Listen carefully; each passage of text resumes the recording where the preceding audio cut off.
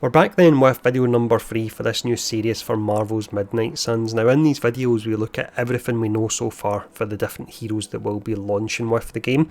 In previous videos we've checked out Captain America and Iron Man, they both look pretty awesome. In this video we will be checking out the amazing Spider-Man, no pun intended there. What we cover in the video is we start off with an overview first, we'll talk about the general playstyle he will offer, and it looks to be really fun from what I've seen so far.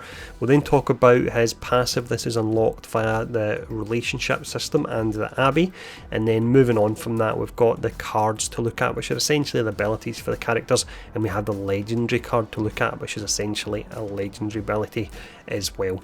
Now before we dive in and we start breaking it all down, the information in this video comes from both the wiki that's been set up for the game, I'll put a link to that in the description, and another YouTube channel that's currently covering the game called Christopher Odd. I'll put a link to that channel in the description as well. But let's dive in. Let's start off with the overview of Spider-Man first, and we'll talk about generally how we will play. So far with the characters I've seen, I've been really impressed with how they actually play and how they've nailed the distinct feel of the character. We had Captain America, he was all about blocking, taunting and using knockbacks. You had Iron Man, he made use of the redraw mechanic and he would put out a huge amount of damage on the back of that, and he can upgrade his abilities, so that's very much what Iron Man would be doing. And then we have Spider-Man, it looks like they've nailed him as well. You've got a large element of crowd control within his kit, but on top of that he's making use of environmental attacks. This is something that's available to all heroes, but with Spider-Man it's much easier, and he can actually chain different environmental attacks and he can aim them with a lot more mobility than other characters. So playstyle wise it sounds like they have absolutely nailed them. But let's dive in now. Let's talk about the passive bonus you get from maxing out the relationship system. So the passive system for each of the different heroes is one that you actually progress through the main hub in the game. This is the Abbey, so you'll have the opportunity to talk to different characters. Depending on the responses you give them, you can actually build your relationship with a character. When you do that, you'll then unlock 3 different tiers of passives. They get progressively more powerful as you unlock them. For Spider-Man, the passive that he has access to, and this is the tier 2 one, it's called Bring the House Down. So when Spider-Man uses an environment attack, there is a 15% chance to refund the heroism cost. That can be really powerful depending on the card you're using, if it's got a high heroism cost. And also the tier 2 upgrade you get is the second line here. So the first environment attack that Spider-Man uses, each encounter costs 0 heroism, so you'll save that up for once again a card that has a high heroism cost. So you can see that he's all about using these environmental attacks, which playstyle wise fits him absolutely perfectly. Now let's check out the cards, and as mentioned, the cards are essentially the abilities for the characters. So the first card we'll look at today, this will be one that leans into the environment aspect that we've talked about a fair bit already. The card in question, it's a tier 2 card that's called Opportunist. So with this particular one, the next 2 Spider-Man environment attacks cost 0 heroism and they deal additional damage, plus you gain 2 moves this turn as well. I believe generally characters only get 1 move, so adding an additional 2 is really going to allow you to place your characters where you want them to be. So this looks like it will be a really powerful card. The next card we have here is Spider Sense. Now this is just the tier 1 upgrade of this particular card, so it will get more powerful as you upgrade it. You can upgrade them up to 3 different tiers, adding in effects for each tier of the upgrade. Now this particular one here anyway, you draw 2 Spider-Man cards and you also gain 1 fast. 1 fast reduces the heroism cost of your heroic skills. Now drawing additional cards can be really useful for Spider-Man, because we'll see later on in the video he's actually got a particular ability that allows him to use moves without them costing any card pools at all, so this will tie in perfectly with that.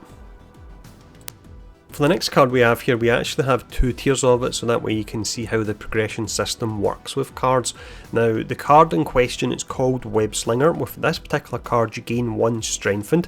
Strengthened increases the damage you do by 50%, and then on top of that you can see that it's got Free and Exhaust as well. So Free means it doesn't cost a card play at all, and Exhaust means once you've used it, that's it, you can't use it again in that particular battle. But if we check out the tier 2 upgrade here, we can see that it's actually losing in effects, but it's losing the negative effects of Exhaust, which means you can continue to play this card throughout the battle, and it's got the fact that it's got Free on it, so it's not costing you at all. So it's essentially a free additional 50% damage for him, so absolutely awesome card.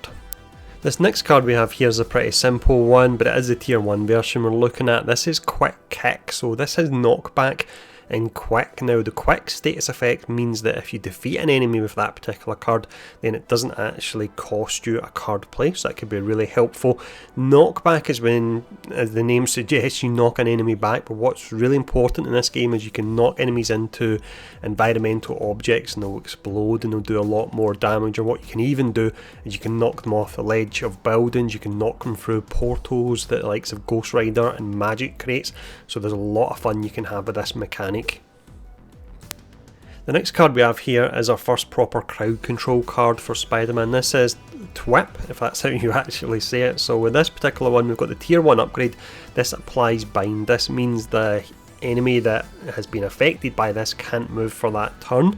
If we look at the tier 2 upgrade of this particular card, environment attacks against the target deal 50% increased damage. So if you were to combine this with the card earlier on that offered strengthened, you could be looking to do 100% additional damage. So with Spider-Man, you do have to put a little bit of work into him, but if you use the right cards, if you use the environment, you'll be able to do an absolute heap of damage with him. The next card we look at here ties in perfectly with the environmental damage that Spider-Man does, and it actually has a new effect called Forceful Knockback. So it's the same as a regular knockback, difference being that you'll double the damage you'll do and you'll double how far you actually knock the enemy back as well. Now what makes this card great is a lot of knockback cards you can only knock the enemy back in a particular direction, whereas with Spider-Man he'll web up the enemy and he'll swing them round and then you can choose exactly where you want to knock them back to, so it'll be much easier to hit the environment, it'll be much easier to hit other enemies if you want to do that as well. So we have one final card to look at here before we have a look at the legendary card, which looks absolutely amazing. This particular card is all about bouncing between different enemies and taking them out. So the card in question is called Chain Strike. If the target will be knocked out, then you chain to another target and there's a maximum of 2 targets. This is the tier 1 upgrade. The tier 2 upgrade of this, I believe you can take out 4 targets. It will be quite situational because if there's a lot of targets with high health, you really not get much out of this, you'll only be hitting 1 target. But if there's lots of lower health enemies, then Spider-Man will be able to take them out and bounce between them, so it could be really awesome, but it looks to be quite situational. Now let's have a look at the final card here. So the legendary ability for each of the characters, a legendary card will be unlocked once you actually max out the relationship for that particular character within the Abbey. This card we've got here is called Infernal Spider-Man, so it's the Iron Spider-Man, a demonic version of it almost, which is pretty great. So with this, the next 3 cards are free, and after you use it, it is exhausted. That means you can only use it once per battle. We do however have a tier 2 upgrade of this. With the tier 2 upgrade, you can see it adds that you draw an additional Spider-Man card when you're using this as well. And we had a card earlier on, if you can remember it, and it actually generated additional Spider-Man cards within a turn. So you would use that, you would then use this one, and then you're going to have a guaranteed minimum of 3 cards that you can use without them counting as card plays at all. So absolutely amazing, this particular card. So that's everything we know so far for Spider-Man. He looks to be another absolutely fantastic character. Now I'm really enjoying these videos, so I will continue this series going forward. If you're enjoying the videos as well, then please do take the time to hit the like, share and subscribe button, and no doubt I'll see you all again soon for another one of these videos.